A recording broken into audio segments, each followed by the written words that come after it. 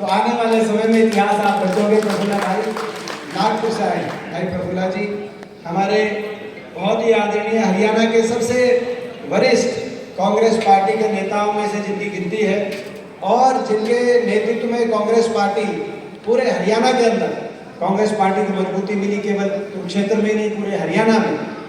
और मैं आप सबका धन्यवाद करता हूँ जिनको आशीर्वाद आपने दिया, यहाँ से आपने चंडीगढ़ भेजा। हमारे आदरणीय अशोक अरोड़ा जी हमारे बीच में, हमारे भाई पेवा से नए विधायक बनकर जो पहुँचे हैं पहली बार हरियाणा विधानसभा में, भाई मनदीप चट्ठा जी, हमारे भाई जो शाहबाद से विधायक, आपके आशीर्वाद से विधायक बने शाहबाद से और बहुत हमेशा आपके सुख दुख में शामिल रहते हैं, हमारे भाई रामकरण काला जी। भाजपा की बहुत बड़ी शक्ति उनके विधानसभा क्षेत्र में केंद्रित कर दी गई थी।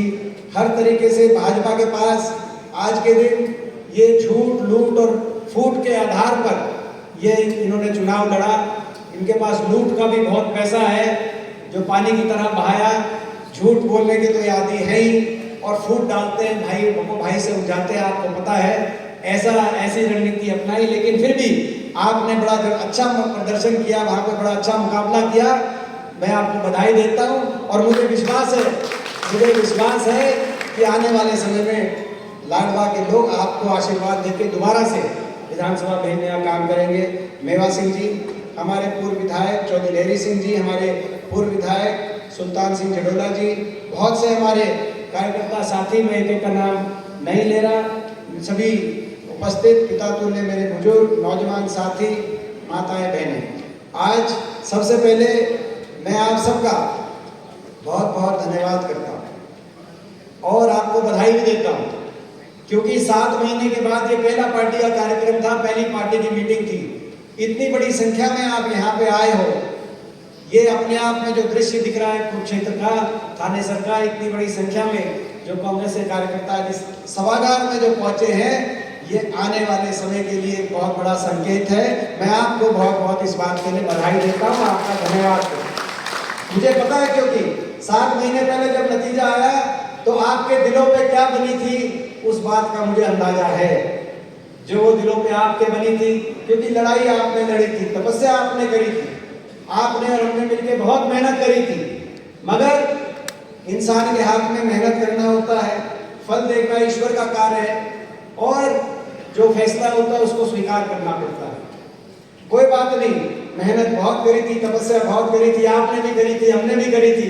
तपस्या में कुछ कमी रह गई होगी और तपस्या करेंगे, भगवान के घर में देर है अंधेर नहीं, दोबारा लड़ाई लड़ेंगे, क्योंकि हमारे मुद्दे, जिन बातों पे हम हरियाणा की जनता के बीच में गए थे, वो मुद्दे यूं के यूं खड़े हैं। और ये जो सरकार बनी हरियाणा में, ये कोई व्यापक जन भावना से सरकार नहीं बनी।